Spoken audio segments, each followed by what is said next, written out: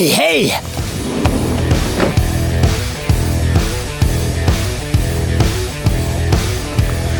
Going through my head like a jet plane, going with the lights on, turns out it started with a fight tonight.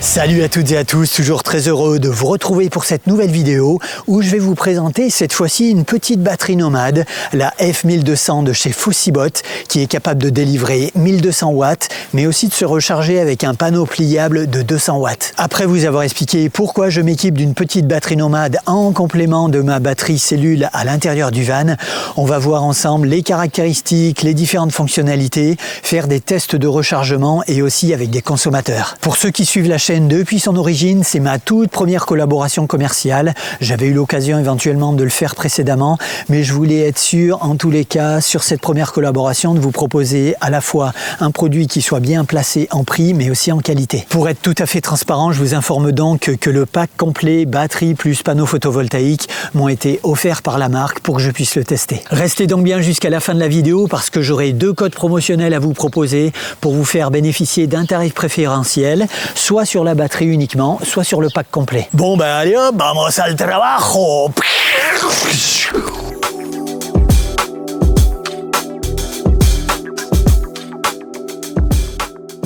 Mais avant de vous présenter les caractéristiques de cette petite batterie nomade, je vous explique pourquoi je me suis équipé en complément de ma batterie cellule principale dans le van qui fait 150 ampères-heure et qui globalement jusqu'à présent ces 3 dernières années a couvert on va dire 80% de mes besoins. Essentiellement pour le chauffage, la glacière, les éclairages et la petite pompe immergée qui me permet d'avoir de l'eau à l'intérieur de mon évier. Si vous découvrez la chaîne, n'hésitez pas à jeter un petit coup d'œil aux différentes vidéos que j'ai faites sur l'installation électrique. Cette batterie nomade va donc me permettre d'avoir une source d'énergie supplémentaire pour charger tous mes appareils électroniques en hiver. Ça vous a pas échappé que je suis créateur de contenu, donc je pense à mon PC, le smartphone, tout ce qui est micro, caméra, le drone, et puis j'ai aussi une petite radio USB et un éclairage extérieur USB. 80% du temps, je suis seul dans le van, mais lorsque je pars en couple, voire pour les personnes qui ont des enfants, et bien avoir une batterie supplémentaire, ça peut être bien appréciable. Un autre intérêt de la batterie nomade, c'est qu'elle se déplace. Et ça, c'est bien, parce que par exemple, par beau temps, on peut s'installer sur une table extérieure, sur une table de pique-nique, pour chiller, pour travailler, pourquoi pas pour cuisiner. Et du coup, on peut se trouver à distance du van. On n'a pas forcément besoin de tirer une rallonge en 230 volts qui sera alimentée par exemple par le convertisseur, mon convertisseur Multiplus. Du coup, ça va me permettre de travailler en extérieur sur mon PC, ou d'écouter la radio, ou de la musique sur ma petite enceinte Bluetooth par exemple, ou alors carrément d'utiliser des outils portatifs pour travailler le bois par exemple, les scies sauteuses, etc. Une lumière a directement été intégrée sur l'arrière de la batterie, une pression pour l'allumer, là je suis en lumière fixe, une nouvelle pression, je suis en mode SOS, et une nouvelle pression encore, je suis en mode stroboscopique. Et une nouvelle pression, j'éteins tout ça. Du coup, avoir une petite batterie nomade comme ça évite l'achat d'un groupe électrogène. Personnellement, j'ai jamais été trop fan. C'est lourd, c'est encombrant, il faut faire le plein de gasoil, c'est bruyant et puis ça sent aussi. Une fois qu'on a acheté le produit, du coup, se recharger avec la prise allume-cigare pendant qu'on roule ou alors avec le panneau solaire lorsqu'on a une journée bien ensoleillée, et ben c'est de l'énergie qui est complètement gratuite.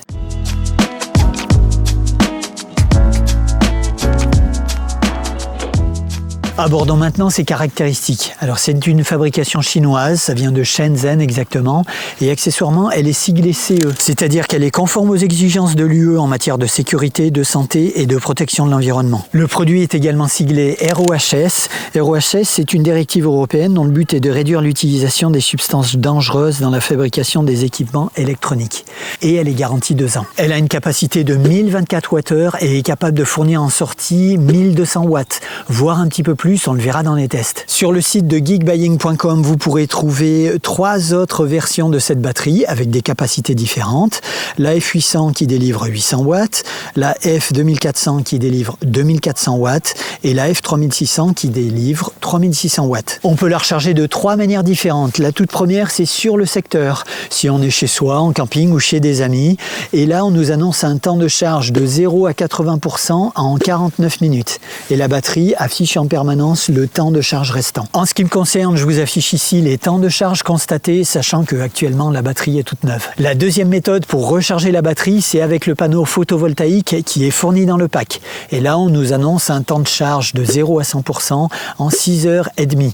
Bien évidemment, dans les meilleures conditions d'ensoleillement. Mais là, attention, comme c'est rappelé à l'arrière de la machine, il faut surtout pas dépasser une tension de charge de 50 volts. Sinon, on détériore la batterie.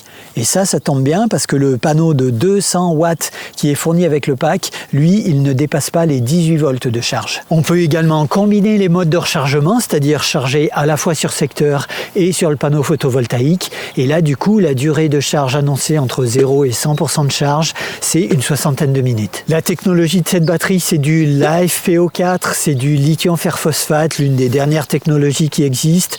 Donc c'est durable, plus de 10 ans de vie annoncée avec plus de 3500 cycles. Et bien évidemment, on peut brancher des consommateurs sur l'avant et sur l'arrière pendant que la charge est en cours. Elle est équipée d'un BMS, c'est-à-dire un Battery Management System, un système interne de protection de la batterie avec différents niveaux de protection, notamment contre les surcharges, les fortes et les faibles températures et les courts-circuits. En cas d'alimentation électrique instable, comme de la foudre par exemple, il y aura une coupure automatique du chargement par la prise de 130 volts. La batterie va produire une alerte lorsqu'on tombe à 10% de charge et on verra aussi un voyant apparaître sur l'afficheur en cas de faible température ou de forte température avec des alertes sonores. Sachant que la batterie peut être utilisée entre moins 10 degrés et 40 degrés. De chaque côté, on a deux bouches pour l'extraction de la chaleur pour le ventilateur qui va se déclencher de manière automatique et surtout, il faudra bien faire attention à ne jamais les obstruer, à ne jamais avoir d'objet à moins de 30 cm. Bon, pour être tout à fait sincère, le ventilateur, lorsqu'il se déclenche, on l'entend, mais ça reste tout à fait raisonnable. Pour le transport, je trouve qu'elle est vraiment super pratique. On peut la prendre à une main, à deux mains. Et du coup, pour le stockage, elle est vraiment pratique également parce que, à part le bouton qui dépasse sur l'avant, c'est un parallélépipède. Elle n'a pas une forme bizarre, donc elle peut très facilement se loger dans un tiroir ou dans un caisson. Elle fait 28 cm de profondeur, 21 de large et 23 cm de haut. Quel que soit le mode de chargement, on a ici en façade un bouton qui permet de régler la puissance de chargement. 200, 400, 600, 800 ou 1000 watts. Comme toutes les batteries, il faut savoir qu'il est préférable de privilégier des charges lentes qui vont permettre de prolonger la durée de vie de la batterie. Pour un chargement sur secteur, si on est sur 1000 watts de puissance d'entrée, on aura une durée de charge de 0 à 100% qui sera de 1h10. Alors que si on passe sur 200 watts, on aura une durée de charge de 6h45, donc quasiment toute l'année. Dans la pochette qui est livrée avec la batterie, on va trouver tous les câbles qui sont nécessaires pour le rechargement.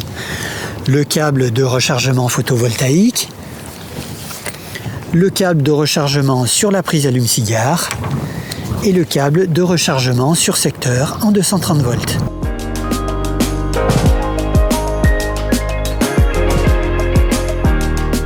Entre la façade avant et la façade arrière, on a 7 ports de sortie pour les consommateurs, dont 2 prises AC en 230 volts qui sont du pur sinus, comme à la maison, c'est-à-dire qui ne risquent pas d'endommager les appareils. On va donc pouvoir brancher là 95% des appareils électriques du quotidien. Je pense à un barbecue portatif, à un mixeur, à une glacière portative, à des gonfleurs. Sur la façade avant, on va trouver une prise allume-cigare qui délivre 10 ampères avec son bouton d'activation et son voyant. On trouvera également 2 prises USB-A qui délivrent 18 watts, une prise USB-C de 20 watts et une autre de 100 watts avec le petit bouton d'activation et le voyant associé. Ce qui est très appréciable pour les portables, là par exemple je suis en train de débiter 9 watts, c'est qu'on passe immédiatement en chargement rapide. Je vais progressivement venir charger mes différents appareils, mon chargeur de PC par exemple, et je vais voir ici progressivement au fur et à mesure les consommations augmenter. Là c'est mon chargeur de batterie de drone, ma petite radio et mon chargeur de micro. Pour mes activités de créateur de contenu, il faut savoir que j'utilise un PC un petit peu survitaminé pour mes montages vidéo et lui, c'est l'un de mes plus gros consommateurs dans le van. Le chargeur peut consommer jusqu'à 100 watts. Chaque prise AC 230 volts sur l'arrière de la batterie est censée délivrer une puissance maximale de 1200 watts. Mais on va voir qu'on peut aller un petit peu au-delà par un phénomène de régulation. Donc je vais tester ça avec un appareil qui fait pas trop de bruit et que personnellement j'utilise pas très souvent. Un petit sèche-cheveux qui est donné pour une consommation de 2000 watts. Je mets le ventilateur en position maximale. On est pour l'instant aux environs de 330 watts. Et maintenant, je vais passer la chaleur au niveau intermédiaire. Et là, on est au-delà de ce qu'est capable de proposer la batterie. On est à 1250 watts.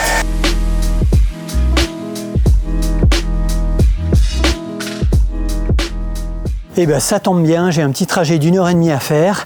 Je vais mettre à charger la batterie sur l'allume-cigare. Ce qui est très appréciable sur cette batterie nomade, c'est qu'en dessous, il y a 4 patins en caoutchouc. Et franchement, ça c'est vraiment bien parce que quand elle est posée quelque part, franchement, ça la stabilise bien. La batterie va naturellement trouver sa place ici au sol, bien à l'ombre. Dans la petite pochette, je vais récupérer le connecteur allume-cigare. Voilà, il est là. À l'autre extrémité, on va trouver un connecteur XT60. C'est exactement le même brochage que pour la charge photovoltaïque. À l'arrière, j'ouvre le capot pour insérer mon brochage. La charge allume-cigare est possible sur un système 12 volts, comme c'est le cas pour n'importe quelle voiture, ou pour le van par exemple. Et à ce moment-là, l'intensité de charge sera de 10 ampères. Mais c'est possible aussi de charger avec un allume-cigare sur un système 24 volts, sur les gros camions par exemple, ou sur les bus. Au risque d'enfoncer une porte ouverte, je signale tout de même que c'est pas une très bonne idée de brancher la prise allume-cigare moteur éteint, parce que à ce moment-là, on donne pas très cher de la batterie du porteur. Donc on prévoit toujours de brancher l'allume-cigare moteur allumé et quand on fait un trajet. Alors dans mon cas, j'ai un Orion Smart qui est chargé de booster ma batterie cellule pendant que je roule, mais là elle est quasiment à 100%. Donc pour mon test, je suis quasiment sûr que la quasi-totalité de l'alternateur va aller dans ma petite batterie nomade. Alors, voyons voir ce que ça donne moteur éteint. Pour l'instant, en entrée, j'ai 0. Ça ne déclenche pas la charge. Bah finalement, c'est pas si mal parce que comme ça, je risque pas de vider par inadvertance la batterie porteur. Ici, j'ai pas encore démarré le moteur, mais je vois que j'ai 38 watts qui arrivent en entrée avec le petit symbole de charge qui s'est allumé. Maintenant, je vais aller démarrer le moteur. Et là, on se stabilise aux alentours de 110 watts, on va dire. Impeccable, donc ça c'est une charge lente, alors ça c'est bien parce que ça protège la batterie. Voilà, il me reste plus qu'à prendre la route, faire mon petit trajet d'1h30 et puis je vous afficherai ici les temps de charge que j'ai constatés.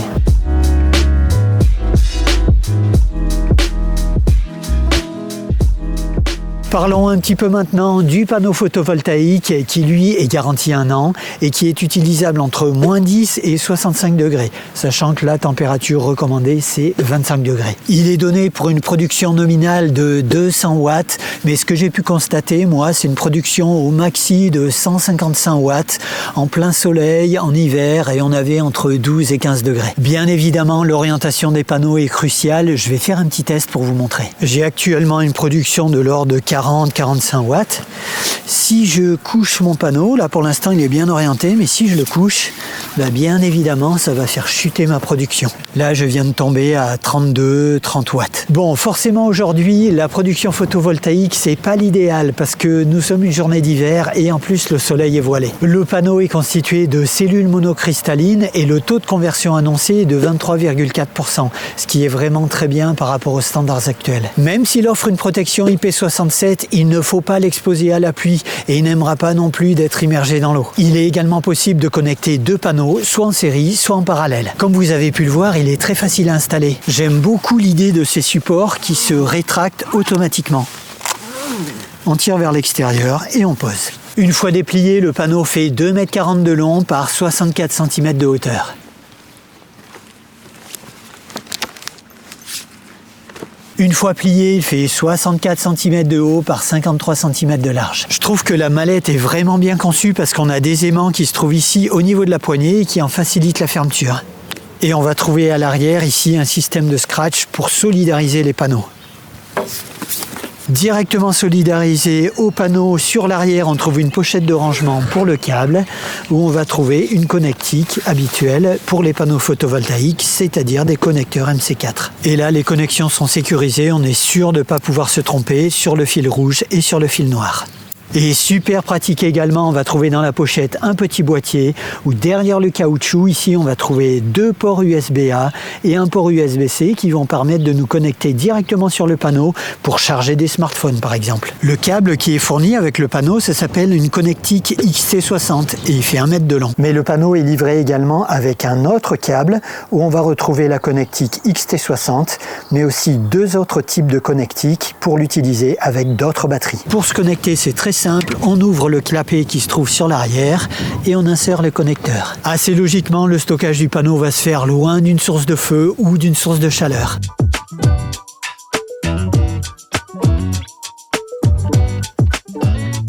Il y a un mode sur cette batterie qui peut être vraiment intéressant lorsqu'on est à la maison, qui s'appelle le mode UPS, qui permet d'utiliser cette batterie finalement comme un onduleur.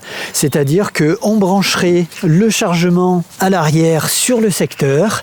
Après, je pourrais par exemple brancher mon PC ici sur les prises 230 volts. Et en cas de coupure de l'alimentation 230 volts, pour des raisons d'instabilité du réseau par exemple, automatiquement, en moins de 10 millisecondes, c'est très rapide, c'est la batterie qui va prendre le relais et envoyer l'électricité, le 230 volts, vers mon PC par exemple, sans aucune coupure. Donc ça peut être intéressant pour sécuriser du matériel qui ne doit jamais s'arrêter, comme un réfrigérateur par exemple. Pour effectuer le test UPS, je suis en train de charger la petite batterie Nomad à partir d'une des prises 230 volts du van qui, je le rappelle, est alimentée par mon convertisseur Multiplus qui prend le 12 volts de ma batterie auxiliaire et le transforme en 230 volts qualité pure sinus. Bref, c'est comme si j'étais branché sur secteur à la maison. Outre le fait qu'elle est en train de surcharger, elle a une fonction supplémentaire qui est importante, c'est-à-dire qu'elle s'occupe de diffuser le 230 volts qui provient du secteur sur ces prises qui se trouvent à l'arrière, mais ça sans consommer l'énergie qui se trouve à l'intérieur de la batterie. La batterie est bien en charge puisque j'ai le voyant correspondant qui s'est allumé et je vois en entrée input ici environ 200 watts puisque j'ai limité la puissance de charge ici avec ma petite molette. Et lorsque je déclenche sur l'arrière l'utilisation des prises 230 volts, je vois le petit voyant UPS qui vient de s'afficher. Rebelote, j'ai branché mon sèche-cheveux sur l'une des 2 prises 230 volts à l'arrière de la batterie Nomad. Je vais le faire fonctionner sur la petite vitesse pour que ça fasse pas trop de bruit. On va voir que ça fonctionne. Et lorsque je vais demander au Multiplus de s'interrompre avec mon petit interrupteur pour cesser la charge en 230 volts, on va constater qu'il n'y aura absolument aucune interruption au niveau du fonctionnement du sèche-cheveux. Allez, on y va. Impeccable, ça continue à fonctionner. Maintenant, je vais couper l'alimentation, la charge du 230 volts sur la batterie. Ça y est, je viens de couper le Multiplus et on voit que ça continue de fonctionner. On constate donc qu'il n'y a eu absolument aucune interruption sur le fonctionnement du sèche-cheveux.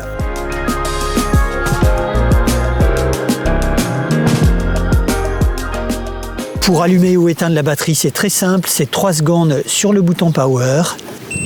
On va trouver sur la gauche ici la puissance de chargement en entrée, à droite la puissance consommée par tous les consommateurs à l'instant T, le pourcentage de charge au milieu et en dessous le temps restant. Les 2 produits sont très bien emballés à la livraison, par contre, dû à des exigences liées au transport de produits qui contiennent des batteries, elle est chargée à moins de 30%. Donc il faudra bien penser à faire une charge complète jusqu'à 100% avant la première utilisation. Personnellement, c'est ce que j'ai fait en utilisant le panneau solaire. Pour le stockage, il faudra absolument éviter les environnements à haute température, notamment en plein soleil, et aussi à forte humidité. Bref, en cas d'inutilisation prolongée, à stocker bien au sec. Pour le rechargement sur secteur, il faudrait éviter au maximum l'utilisation de rallonges ou de multiprises, qui pourraient éventuellement être endommagées. Sur l'afficheur, je vois apparaître la mention 50 Hz, surtout ça, il ne faut pas le modifier. C'est la fréquence qu'on utilise en courant alternatif en France et dans la plupart des pays d'Europe. Pour les appareils électriques, on utilise en 230 volts. Mais il y a éventuellement la possibilité de le modifier avec le bouton AC qui se trouve sur l'arrière, si on se trouve aux États-Unis ou en Amérique du Nord par exemple, où la fréquence est plutôt de 60 Hz.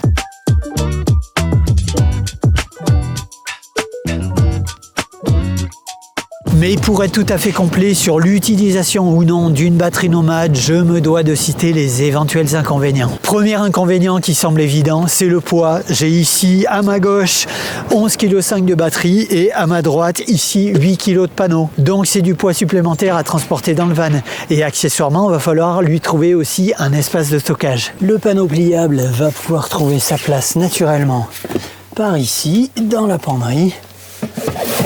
Je ferai sûrement un petit système, une petite accroche là-haut pour le maintenir en place. Mais pour ceux qui ont la place, on pourrait tout à fait imaginer aussi de le ranger derrière les sièges. Un autre inconvénient, ce serait le temps de chargement solaire qui peut être assez long lorsque le ciel est couvert ou que les températures sont basses. Parce que ça aussi, ça peut jouer sur le temps de chargement. Du coup, en cas de pluie, par exemple, on peut contourner le problème en plaçant le panneau solaire sous le pare-brise, bien au sec à l'intérieur du van. On pourrait regretter aussi la faible longueur du câble photovoltaïque qui est de 1 mètre seulement, ce qui oblige la batterie à être très proche du panneau photovoltaïque lorsqu'on effectue le chargement. Étant donné que la batterie ne doit pas être exposée directement aux rayons du soleil, la petite astuce c'est de la cacher derrière le panneau pour qu'elle reste bien à l'ombre. On pourrait également regretter la longueur de charge via la prise allume-cigare, presque 12 heures, donc ça reste vraiment réservé aux longs trajets. On peut regretter aussi éventuellement que les deux prises 230 volts se trouvent sur l'arrière de la batterie.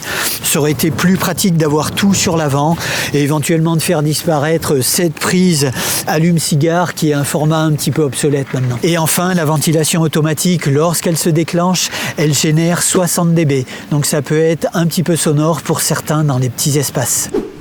Et bien voilà, le temps est venu pour moi de clôturer cette vidéo de présentation de cette petite batterie nomade qui, dans mon cas, vous l'avez compris jusqu'à présent, m'apporte entière satisfaction. Si ces produits vous intéressent, vous trouverez les liens affiliés dans la description de cette vidéo pour retrouver toutes leurs caractéristiques et consulter les tarifs.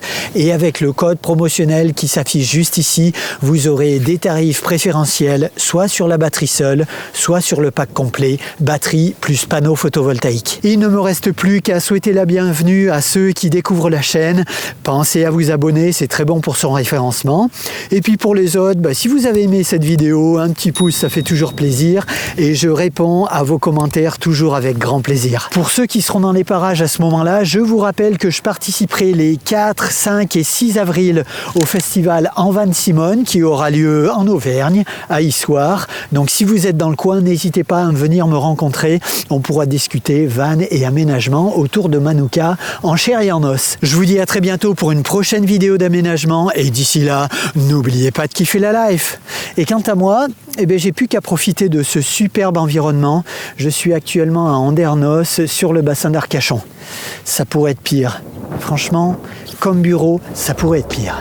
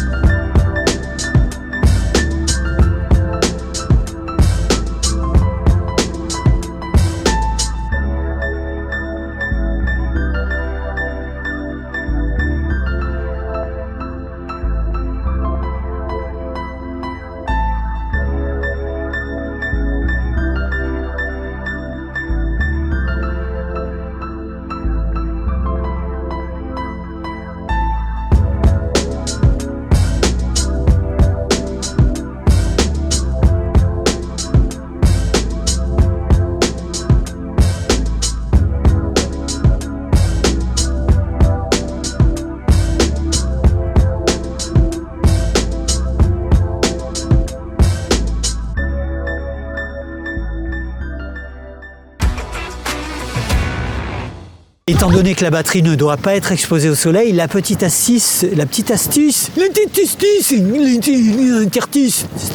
là on nous annonce un temps de rechargement de 0 à 100% de 6h30. Je suis en train de me faire agresser par les moustiques. Je suis en mode stroboscopique. Ça c'est pour faire la fête.